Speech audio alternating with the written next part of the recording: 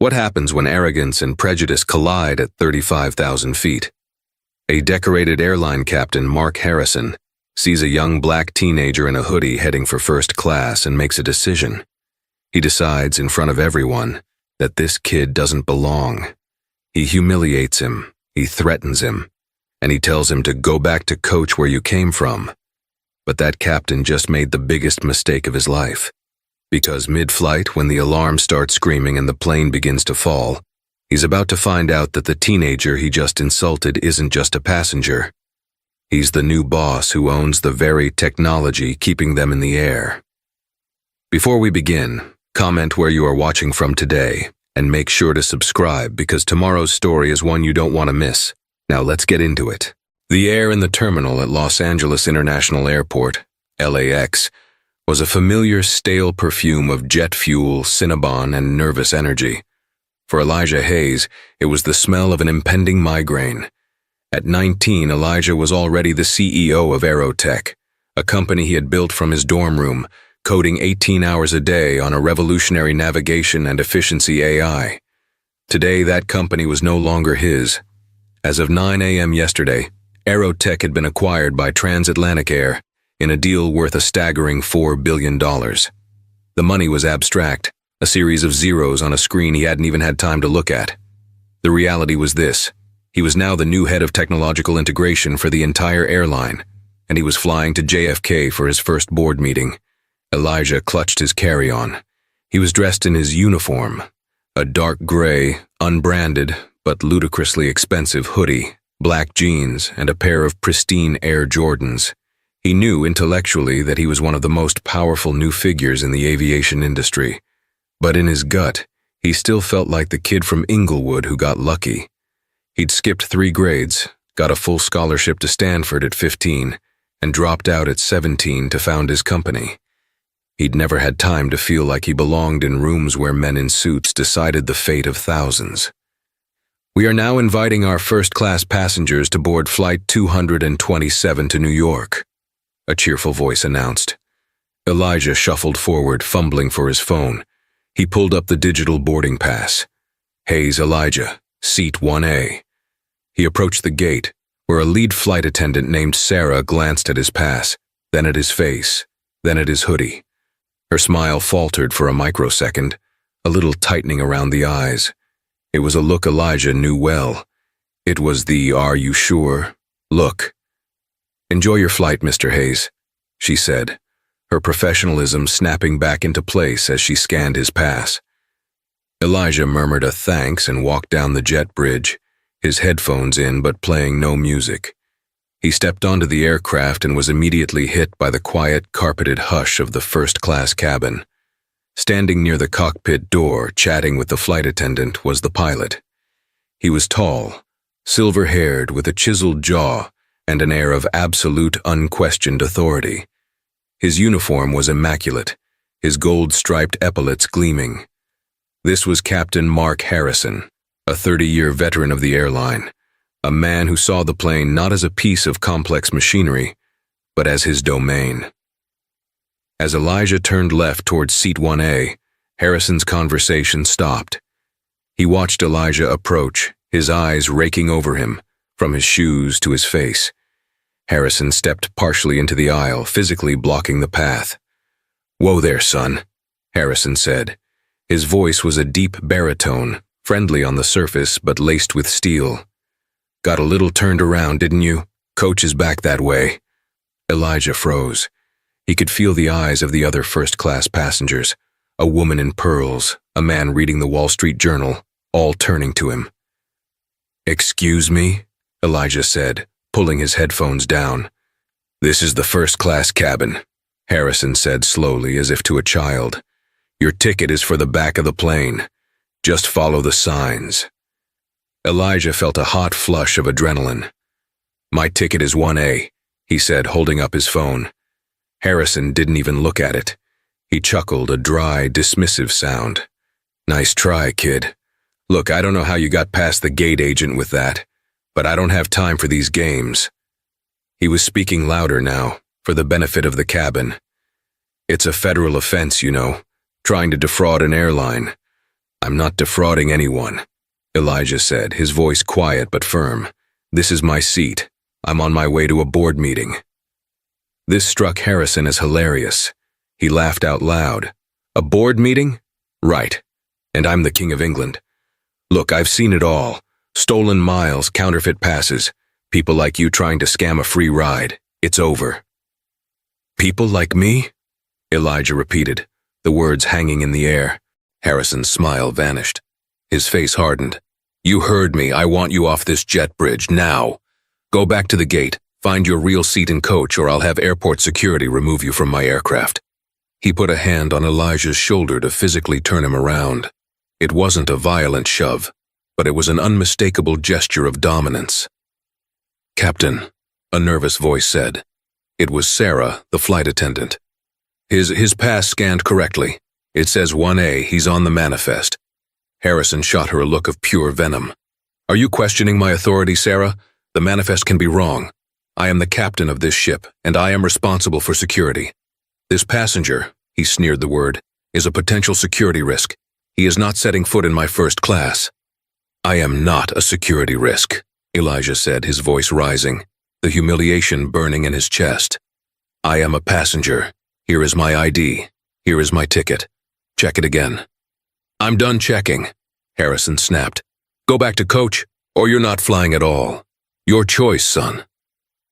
The jet bridge was now blocked by other first-class passengers trying to board, all craning their necks to watch the confrontation. Elijah was trapped, pinned by the pilot's arrogance and the stares of strangers. He looked past Harrison and saw another man in a suit, also in first class, frantically looking away, pretending not to see. This is unbelievable, Elijah muttered. What's unbelievable?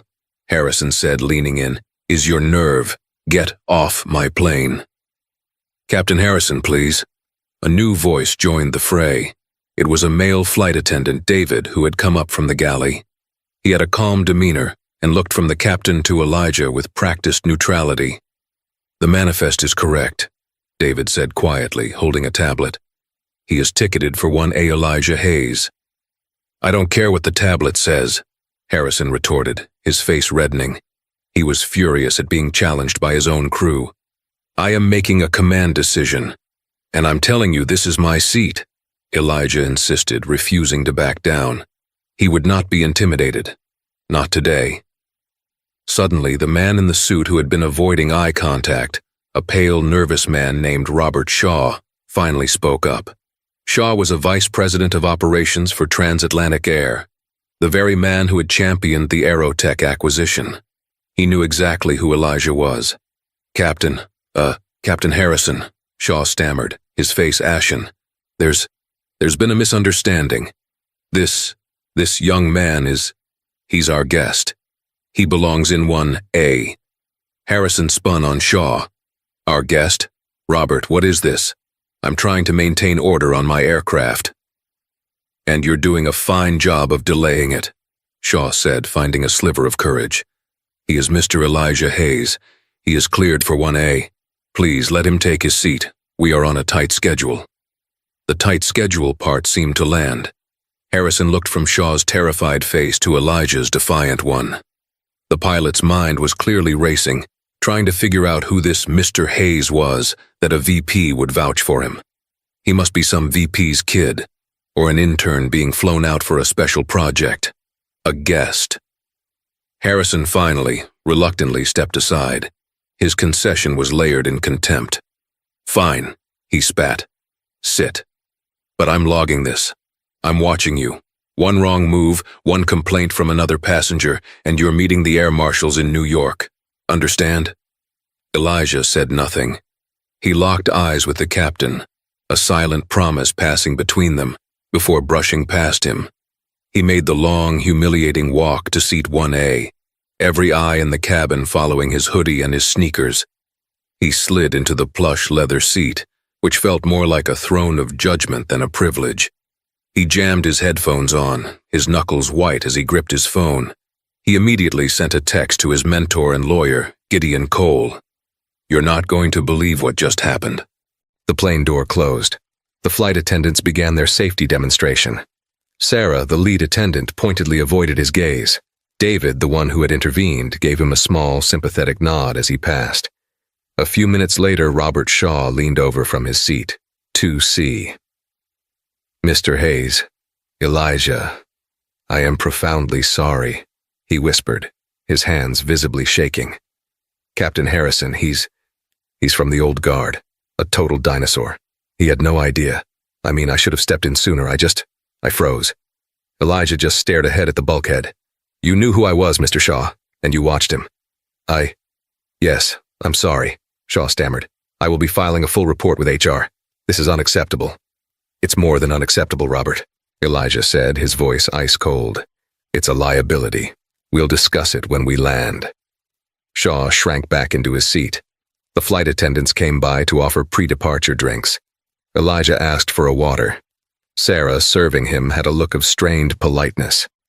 She, too, had been humiliated by her captain, and she seemed to be blaming Elijah for the scene. As the plane accelerated down the runway, the force pushing Elijah back into his seat, he felt a cold, hard resolve settle over his anger. He wasn't just here to integrate software, he was here to change the culture. The plane climbed to its cruising altitude of 35,000 feet. The seatbelt sign pinged off. Moments later, the intercom crackled to life. It was Captain Harrison's voice, smooth and professional, the audio equivalent of a pressed uniform. Good morning, ladies and gentlemen. This is your captain speaking. Welcome aboard Transatlantic Air Flight 227, with non-stop service to New York's JFK. Flight time today will be approximately 4 hours and 50 minutes. He went through the standard pleasantries about weather and altitude. Then his tone shifted, adding a distinct, pointed emphasis. Just a reminder to all our passengers that this is a federally regulated flight. We have a zero-tolerance policy for any disruptive behavior, failure to comply with crew instructions, or any passenger attempting to occupy a seat not assigned to them. Such actions will be met with immediate law enforcement response upon landing. We appreciate your cooperation in keeping our skies safe and secure. Sit back, relax, and enjoy the flight. Elisha closed his eyes.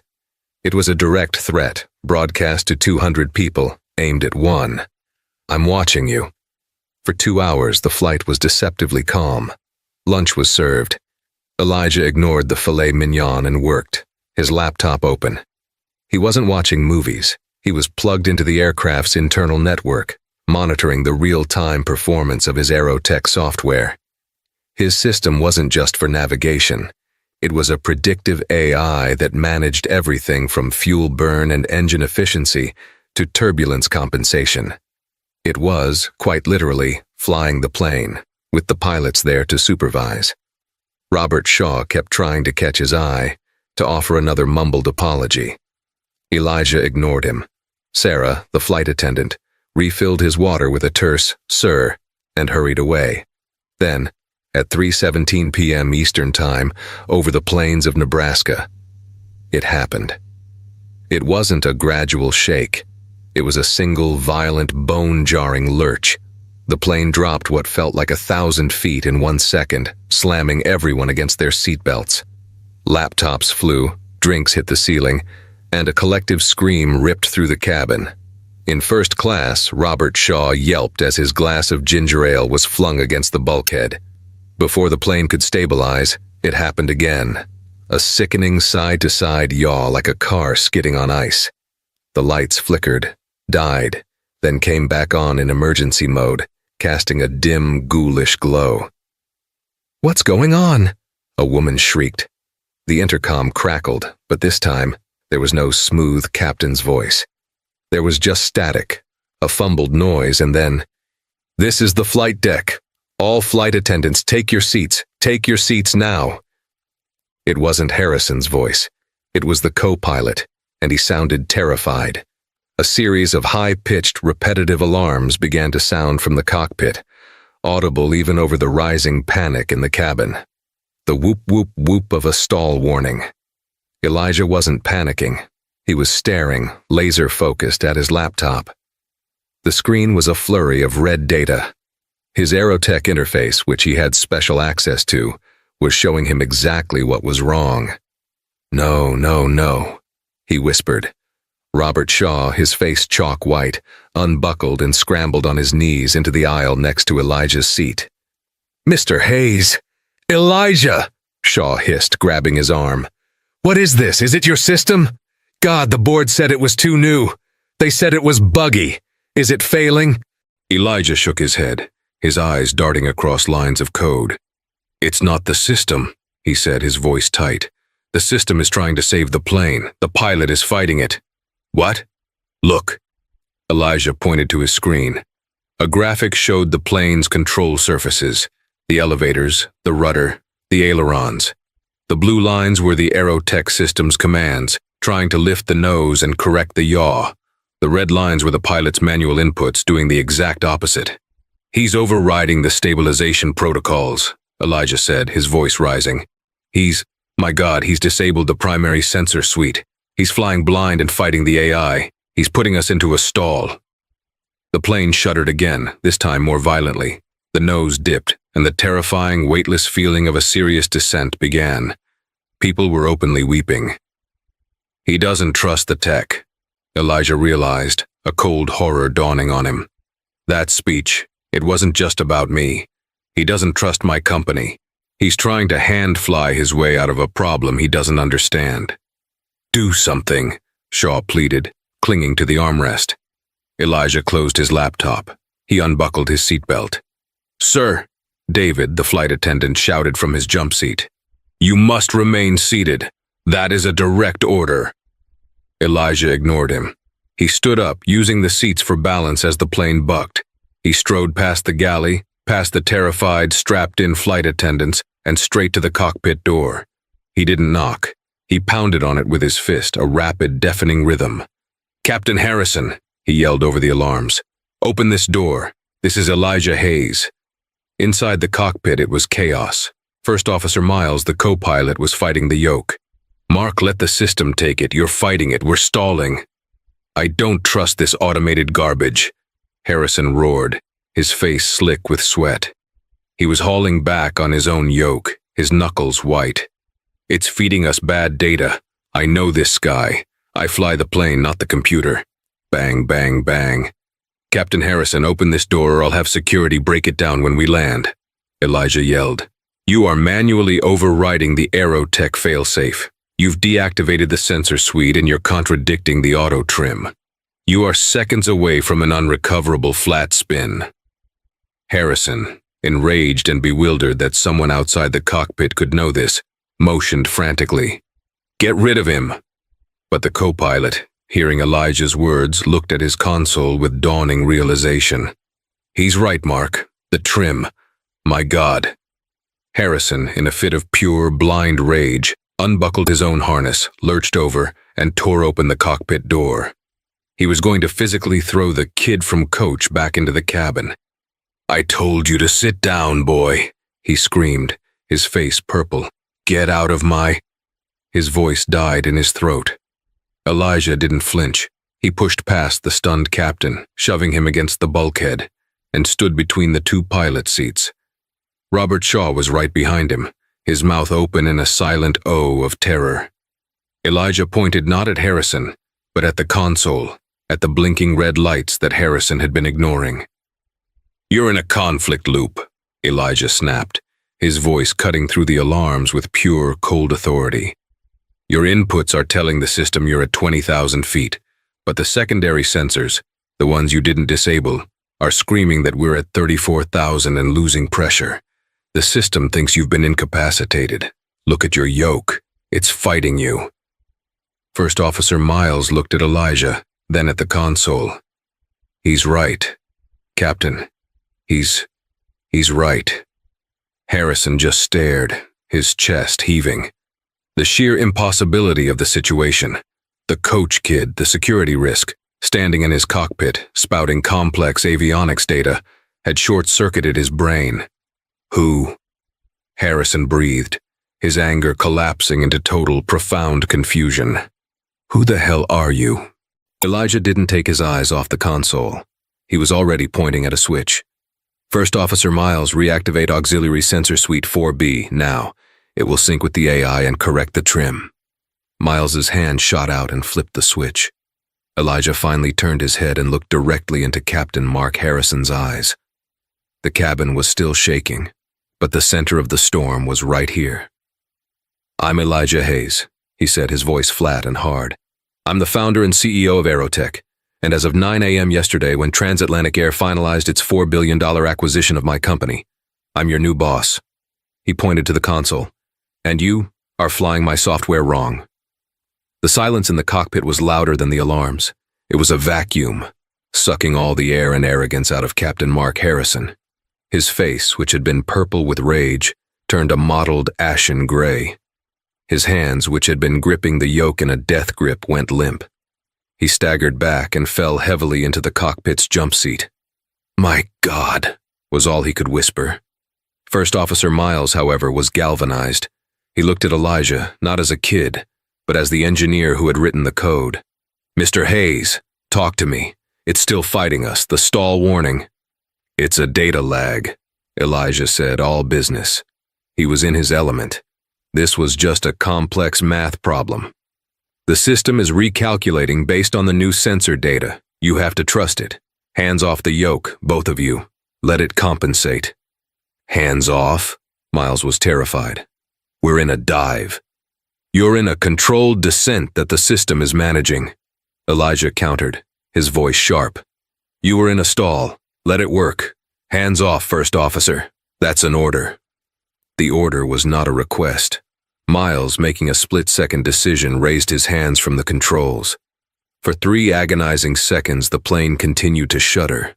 A woman in the cabin let out a long, wailing scream, and then, as if a giant, invisible hand had caught it, the plane stabilized. The nose came up. The violent yawing stopped. The whoop-whoop-whoop of the stall alarm cut off, replaced by the steady, comforting hum of the engines. The plane was flying level. First Officer Miles was breathing in ragged gasps, staring at his console, where the red warning lights had all turned green. It worked. It just took over. The flight path is resynced. My God." Elijah leaned over, tapped a few commands into the co-pilot's interface, and brought up a diagnostic screen. "You had a primary sensor failure due to ice buildup. A 1 in a million chance. The system automatically tried to switch to auxiliaries, but the captain's manual override prevented the handoff. He was telling the plane it was stable while the AI was screaming that it was falling. You created a paradox." He turned his head to look at Harrison, who was slumped in the jump seat staring at the floor. The man looked 20 years older than he had an hour ago. "You," Elijah said, his voice dropping to a whisper, "almost killed 214 people because you were too arrogant to read the manual on my system. You were too proud to trust your first officer. And you were too prejudiced to believe that the kid in 1A might know more about this plane than you do." Robert Shaw, still standing in the doorway, finally found his voice. "Elijah, Mr. Hayes, what do we do?" Elijah didn't look at him. He kept his eyes locked on Harrison. "First Officer Miles," Elijah said formally, "you have command of this aircraft. You will fly us to JFK. I will remain in the jump seat. Mr. Shaw, please secure the cockpit door, and get me a coffee. Black." He then looked at Harrison. "Captain, you will not touch a single control. You will not speak to air traffic control. You will sit there, and you will think about what you did. When we land, we are going straight to the FAA, the NTSB, and the board. Am I clear?" Harrison just nodded, a broken man. Elijah took the jump seat which Harrison vacated, moving to a small secondary seat in the back of the cockpit. Elijah strapped himself in. The transfer of power was absolute. First Officer Miles, with Elijah monitoring the systems, got on the intercom. His voice was shaky, but it was controlled. "Ladies and gentlemen, this is your first officer, Peter Miles. As you know, we experienced some significant, unexpected atmospheric disturbance, a severe clear air turbulence event. The automated systems, with the captain's oversight, have corrected the issue, and the aircraft is now stable. We apologize for the scare. We are proceeding directly to JFK and expect to land on schedule. Cabin crew, please resume your duties as you are able. In the cabin, there was a spatter of applause, then crying, then the nervous sounds of people trying to process what had just happened. In the cockpit, there was only silence. For the next 2 hours, First Officer Miles flew the plane, but Elijah Hayes ran the show. He calmly pointed out efficiency adjustments, monitored the now stable sensor feeds, and directed Miles on the new landing protocols his software required. Harrison just sat in the back, silent, his career ending at 35,000 feet. The landing at JFK was textbook. The Aerotech system, with First Officer Miles at the helm, brought Flight 227 down onto the runway with a smoothness that belied the terror of the past 2 hours. As the plane taxied to the gate, the passengers, believing they had survived a weather event, burst into applause. "On behalf of Transatlantic Air, we thank you for flying with us," Miles announced, his voice thick with relief. As soon as the fasten seatbelt sign pinged off, Elijah unbuckled. He, Miles, Shaw, and Harrison remained in the cockpit as the passengers deplaned. Elijah could hear them as they passed, still buzzing with adrenaline. "That was the scariest flight of my life. Thank God that pilot knew what he was doing." When the last passenger was off, Elijah stood. "Captain Harrison, Mr. Shaw, First Officer Miles, we are not leaving this airport. We are going directly to the station manager's office. Mr. Shaw, please have security meet us on the jet bridge." "Security," Harrison croaked. It was the first word he'd spoken in 2 hours. "Yes, Captain," Elijah said. "You are being relieved of duty, pending a full investigation. You are not to fly, operate, or even touch another transatlantic air aircraft." 2 stone-faced security guards were waiting. They didn't handcuff Harrison, but their presence was unmistakable. They walked as a group through the sterile back corridors of JFK, ending up in a windowless corporate meeting room in the operations center. Waiting for them were the JFK station manager, a grim-faced woman named Diane Pace, and, on a large video screen, the head of the airline's pilot union and the CEO of Transatlantic Air, Richard Allen. "Robert," Allen boomed from the screen, his face pale. "What in God's name happened up there? We got a cockpit alert of a stall and a manual override. The NTSB has already flagged the flight." Before Shaw could stammer out an answer, Elijah stepped forward. "Mr. Allen, my name is Elijah Hayes." The CEO's eyes widened. "Mr. Hayes, we were expecting you tomorrow. We didn't realize you were on that flight. Are you all right?" "I'm fine, sir," Elijah said. "But your captain almost killed us all." "That's a lie," Harrison suddenly roared, finding his voice. "It was his system. It's unproven, it's buggy, it failed. It tried to send us into a nosedive. I saved that plane. This kid, he has no idea what he's talking about. He's a programmer, not a pilot." The union rep on the screen, a man named Tom, spoke up. "Mark, calm down. Let's hear the CVR."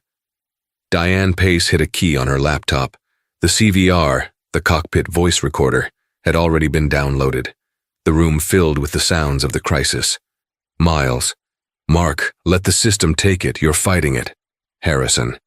"I don't trust this automated garbage. I fly the plane, not the computer." Then, Elijah's voice, clear from the cockpit door. "Elijah, Captain, you are manually overriding the Aerotech failsafe. You've deactivated the sensor suite." And finally, the reveal. Harrison. "Who the hell are you?" Elijah. "I'm Elijah Hayes. I'm your new boss, and you are flying my software wrong." The recording ended. The room was tomb quiet. Harrison's face was slick with sweat again. "The data logs," Elijah said, plugging his own laptop into the monitor, "are even clearer." He brought up the graphs, the red lines of Harrison's manual input, fighting the blue lines of the AI. "Here. This is the moment Captain Harrison actively disabled the primary sensor suite. And here is where he overcorrected, fighting the AI's stabilization, and initiated the stall. The software didn't fail. The pilot did." The union rep, Tom, rubbed his face. "Mark, he's right. The telemetry it's indefensible." "That's not even the worst part," Elijah said. He looked at Robert Shaw. "Mr. Shaw, Please tell them what happened at boarding." Shaw, now on Elijah's side, recounted the entire incident. The go back to coach, the people like you, the threat of security. It's true, David, the flight attendant, said. He and Sarah had been called to the room as witnesses. Captain Harrison refused to believe Mr. Hayes was a first-class passenger. He humiliated him in front of the cabin. Elijah looked at the CEO on the screen. "Mr. Allen, this wasn't just negligence, this was prejudice. Captain Harrison didn't trust my system for the same reason he didn't trust my ticket. He saw me, and he saw my software as something that didn't belong. His arrogance, his bigotry, and his refusal to adapt to the technology that this company acquired almost cost you 214 lives and a multi-billion-dollar aircraft." He paused, letting the weight of the accusation settle. "As the new head of technological integration, and as a passenger on that flight, I am recommending Captain Mark Harrison's immediate and permanent termination. Not suspension. Termination. His license must be pulled by the FAA. I will be sending them these data logs personally." The CEO, Richard Allen, looked at the union rep. "Tom?" The rep just shook his head. "We can't fight this, Mark. It's over." Harrison slumped in his chair, the sound of his 30-year career evaporating in a sterile conference room. "Diane," the CEO said, "please have security escort Mr. Harrison from the premises. He is not to access any transatlantic air property, effective immediately. His credentials are revoked." You can't," Harrison whispered. 30 years. I'm Captain Harrison." "No," Elijah said, his voice quiet but final. "You're not. Not anymore." The karma for Captain Mark Harrison was not a single lightning bolt strike. It was a slow, agonizing, and public dismantling of a life he had built on a foundation of unshakable arrogance.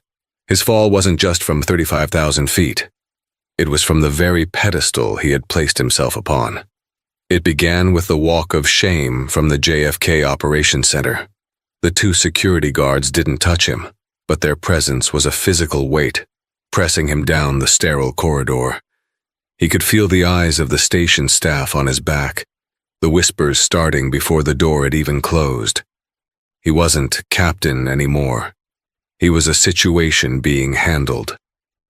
When they reached the public terminal, one of the guards handed him his roller bag. "Mr. Harrison, your credentials have been deactivated.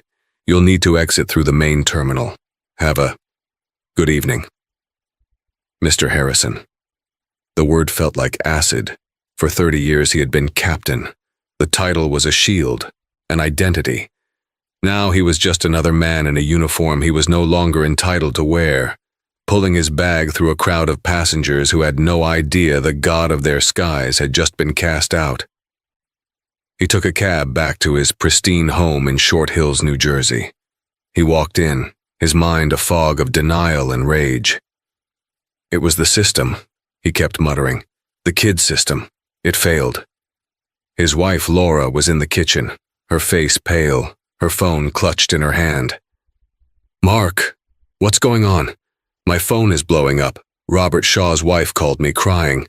She said there was an incident." "It's nothing," Mark snapped, throwing his hat on the hall table. "A minor sensor issue. We had some turbulence. I handled it." "A sensor issue?"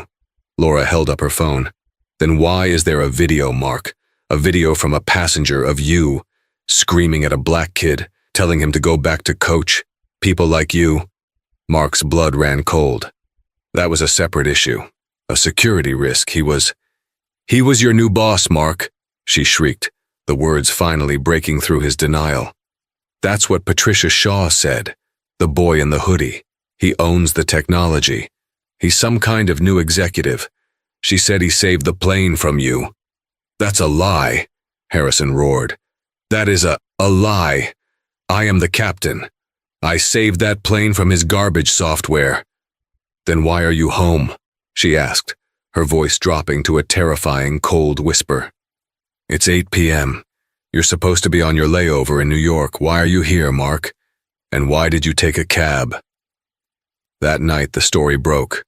A local news affiliate, tipped off by a passenger, ran the cell phone video. hero pilot or arrogant captain.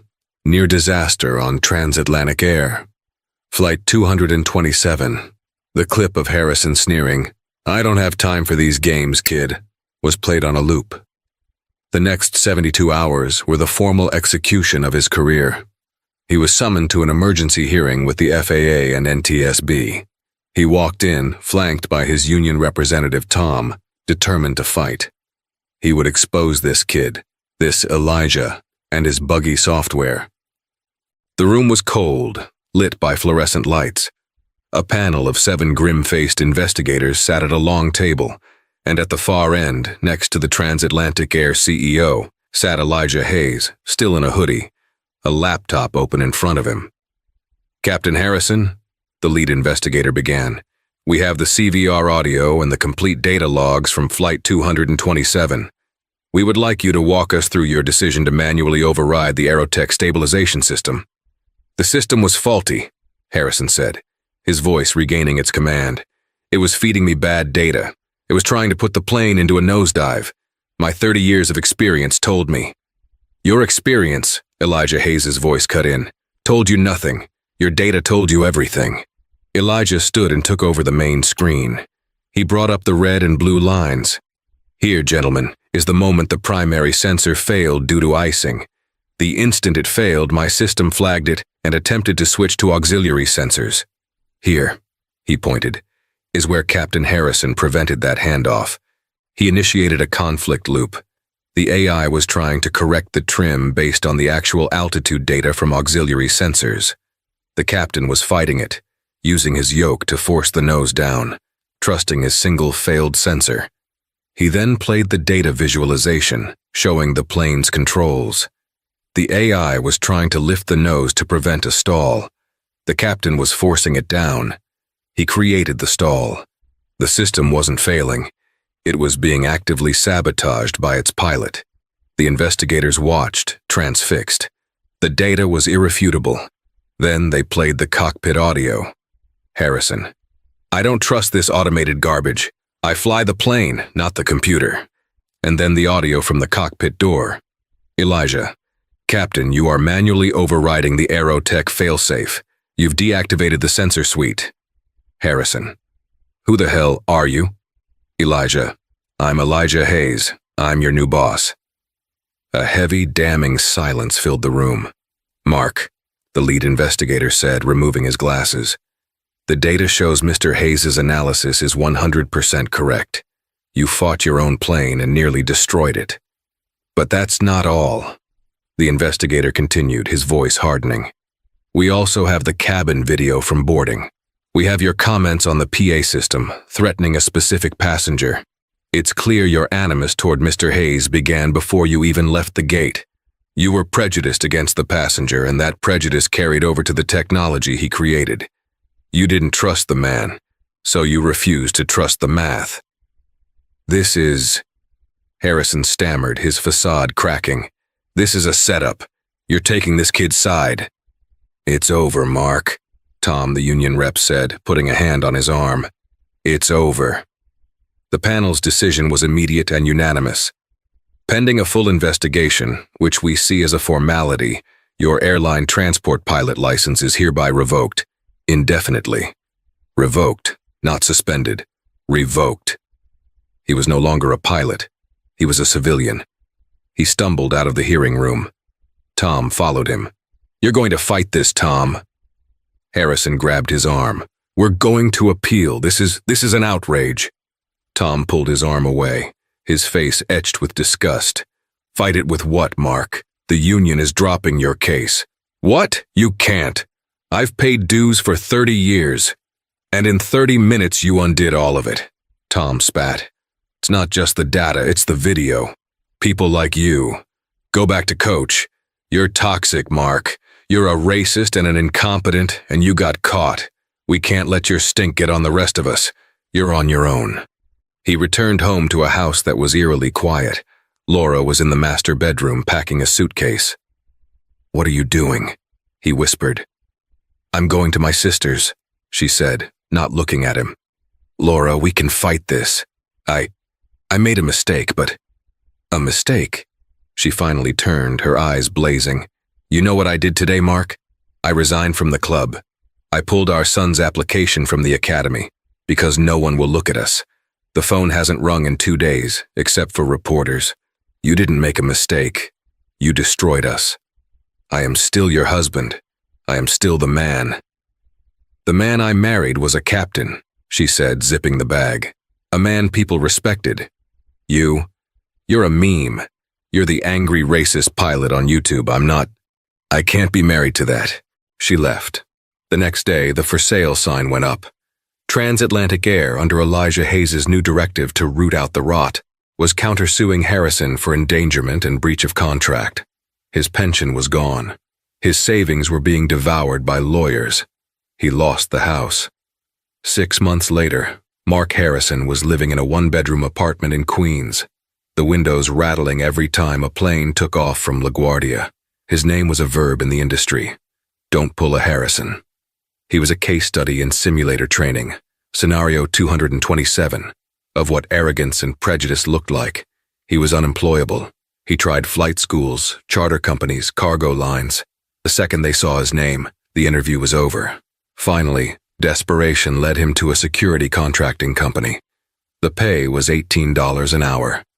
The uniform was a cheap polyester blend jacket, 2 sizes too big. His post, Terminal 5 at JFK. His first day was a special kind of hell. He stood by the pre-check line, watching the river of people he used to fly above. He saw the pilots, crisp and confident, striding through, their roller bags clicking on the tile. They were his gods, and he was a janitor in their temple. A young woman in a sharp Transatlantic Air uniform approached the checkpoint, captain's stripes on her shoulders. She handed her ID to the TSA agent, smiled, and passed through. She walked right past Mark Harrison, her eyes forward, focused on the sky. He just stood there, his feet aching, his cheap jacket scratching his neck. He was invisible. He was a ghost, grounded, haunting the very place that had once been his kingdom. He had spent his life looking down on people, and now his karma was to spend the rest of it looking up. The sterile, windowless conference room at JFK operations felt like a decompression chamber, a buffer between the raw terror of the flight and the corporate reality that now awaited. Elijah Hayes sat at the head of the long, polished table. He hadn't changed. He was still in his gray hoodie and jeans. His laptop was open, plugged into the large wall monitor. Opposite him sat Richard Allen, the CEO of Transatlantic Air, his face projected onto the screen, looking grim. In the room were Diane Pace, the station manager, a shell-shocked Robert Shaw, and a visibly shaken First Officer Peter Miles. The pilot's union rep, Tom, had been patched in via conference call, his voice a disembodied, cautious drone. Mark Harrison was gone, escorted from the premises, his 30-year career evaporating in the time it took to walk to the parking lot. "Let's be clear about what we are discussing," Elijah began, his voice cutting through the exhaustion in the room. He didn't sound like a 19-year-old. He sounded like a man who had just pulled a company back from the brink. This was not a mechanical failure. This was not an act of God. This was a human systems failure, initiated by Captain Harrison and enabled by a corporate culture that values tenure over competence. He clicked a key. The monitor lit up with the flight data, the red and blue lines, Harrison's inputs versus the Aerotech AI. "This," Elijah said, pointing to the moment of divergence, "is where Captain Harrison decided his gut knew more than $4 billion of predictive AI. But this isn't just about him. He's a symptom. The disease is arrogance. It's a rot in your pilot core, Mr. Allen. You have hundreds of Mark Harrisons flying your planes, men, and they are almost all men, who see my software as an insult, not a tool. They are a multi-billion-dollar liability." The CEO, Richard Allen, leaned forward. "What are you proposing, Mr. Hayes? You're the head of technological integration. This seems to fall squarely in your new lap." "It does," Elijah agreed. "But integration isn't just installing software. It's integrating a new philosophy. I'm not here to just update your navigation. I'm here to save this airline from its own pilots. The union rep, Tom, sputtered on the speakerphone. Now hold on, Mr. Hayes. Our pilots are the best in the world. This was an isolated incident. Was it, Tom? Elijah shot back, his eyes flashing. I'm looking at fleet-wide data right now. In the last 90 days, there have been 412 Priority 1, automated safety warnings, turbulence, sensor mismatch, stall proximity, that were manually overridden by a pilot for more than 30 seconds. 412. Flight 227 was just the one that finally bit back. You don't have an isolated incident. You have a pattern. You have a cultural crisis. The room was silent. Robert Shaw was staring at Elijah as if seeing him for the first time. So, here is what's going to happen. Elijah continued, his voice leaving no room for negotiation. As of this moment, my authority is no longer just over integration. I am taking full autonomous control of all transatlantic air pilot training and certification. Effective immediately. You can't be serious, the union rep exclaimed. You're a programmer. You're 19. You can't just take over our training protocols. The FAA, Elijah interrupted, is getting a full data packet from this flight, co-signed by me, which will recommend a fleet-wide review of your entire manual override certification. Or you can let me fix it internally, starting now. He looked at the CEO. Your choice, Richard. Do we do this in public with the NTSB breathing down our necks, or do you let me clean your house? Richard Allen ran a hand over his face. He looked at the data. He looked at the face of his new, terrifyingly competent executive. He's right, Tom. Shut up. Mr. Hayes, Elijah, you have a blank check. Whatever resources you need, whatever personnel, you have full authority. Just fix this. I will, Elijah said. He turned to Peter Miles, the first officer. Mr. Miles, you did well today. You listened to the data. You have a choice. You can go back to flying, or you can join me. I need a new head of simulator training. Someone who knows what it's like when the red line fights the blue one. Are you in? Peter Miles, a man 20 years Elijah's senior, looked at the 19-year-old who had just saved his life. Yes, sir, Mr. Hayes, I'm in. Good, Elijah said. And you, Robert, he said to Shaw. You're my new chief of staff. You're going to handle the politics while I handle the code. Elijah finally closed his laptop. Gentlemen, we have a lot of work to do. My official first day was supposed to be tomorrow. It looks like we're starting early. The first 90 days were a blur of creation and destruction. Elijah didn't just revise the pilot's manual, he burned it.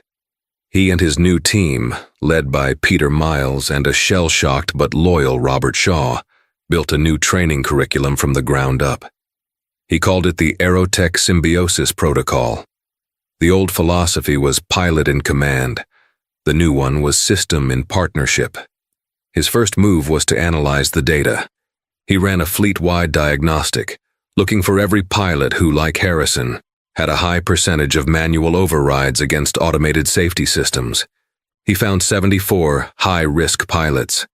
They were all grounded immediately and ordered into mandatory recertification. The union screamed. The old guard was furious. They called Elijah Captain Hoodie and the Silicon Valley tyrant. They filed grievances. Elijah ignored them. He was building. He commissioned 3 new hyper-realistic flight simulators, costing $20 million each, and he personally coded their new primary test. It was called Scenario 227. It was a perfect replica of the flight, the sensor failure, the ice buildup, the data conflict, the stall warning. The old guard pilots who were forced into the simulator almost all failed. They'd grab the yoke shouting, "I have control," and try to hand-fly the plane, just as Harrison had. They'd fight the AI's trim adjustment. They'd ignore the sensor mismatch warnings. And every single time, the screen would flash red. Flight parameters unrecoverable. Catastrophic stall. 214 souls lost. Reason: manual override conflict. You have failed the Harrison protocol. It was brutal. It was humbling. It was effective. One by one, the arrogant veterans were broken down and rebuilt, forced to learn that their gut was now a liability.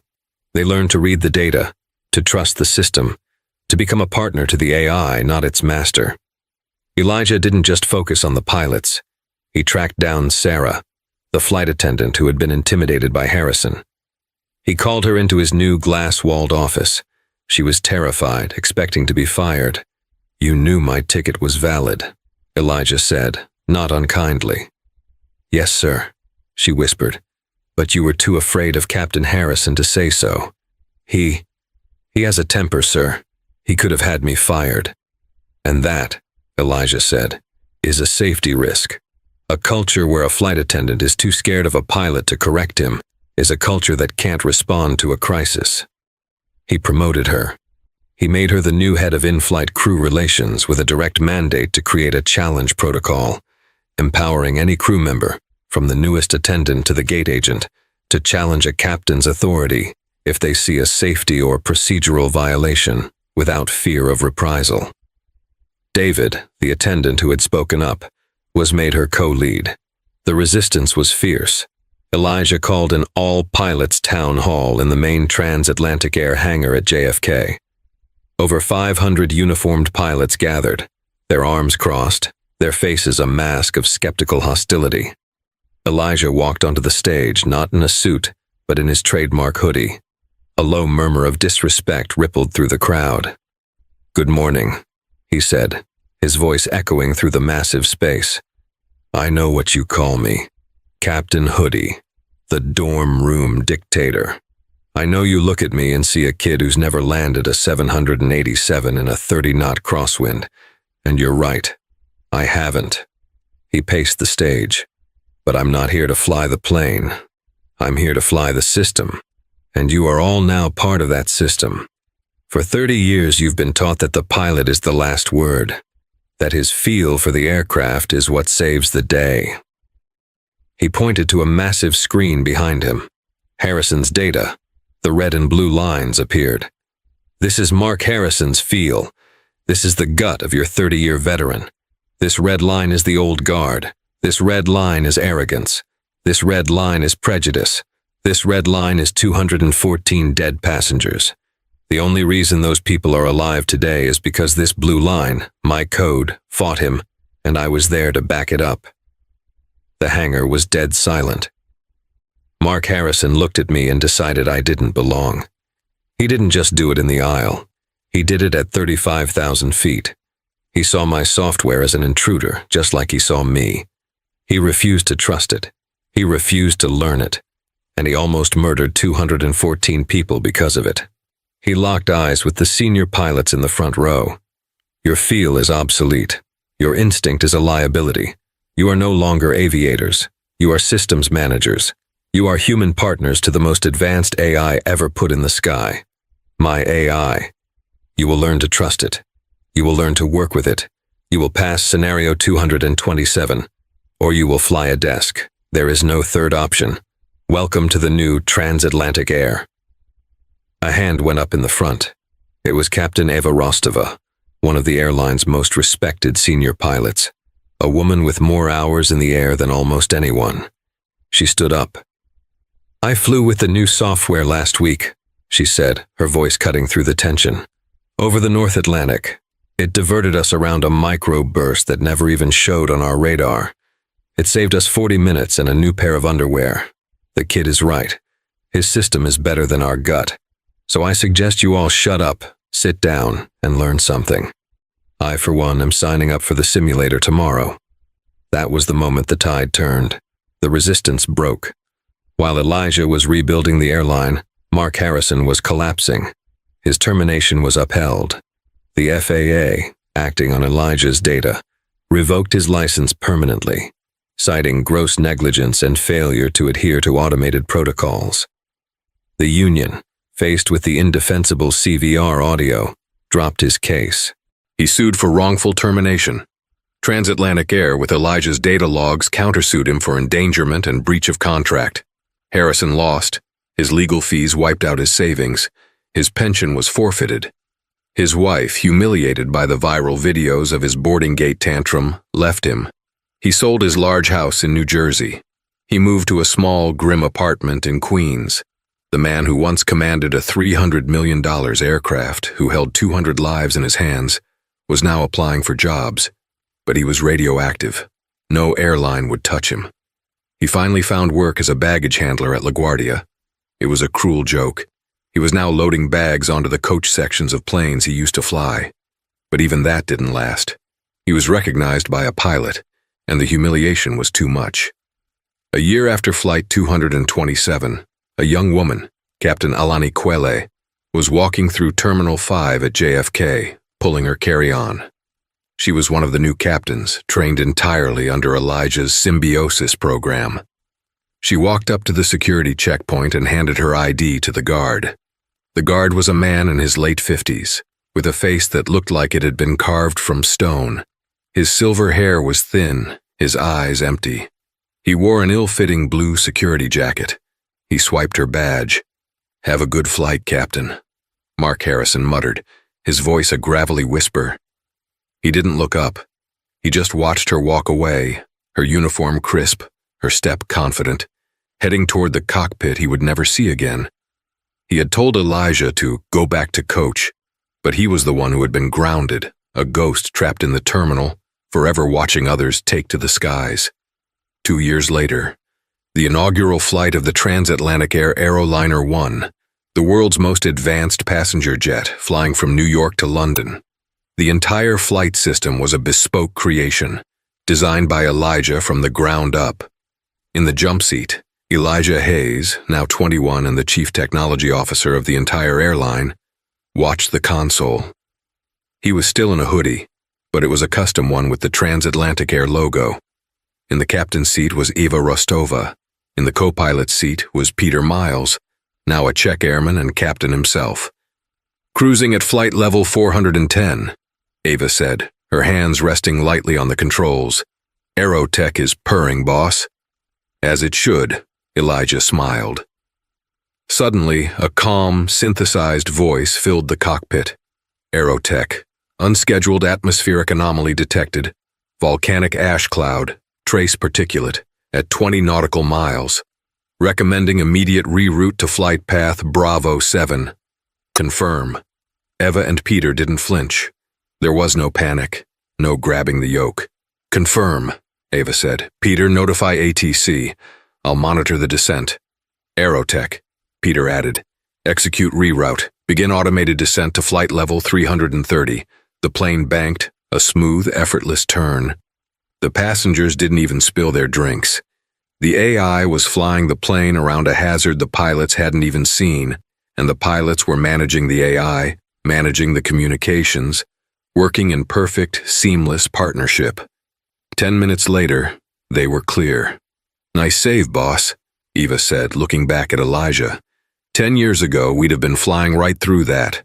Would have cost us both engines."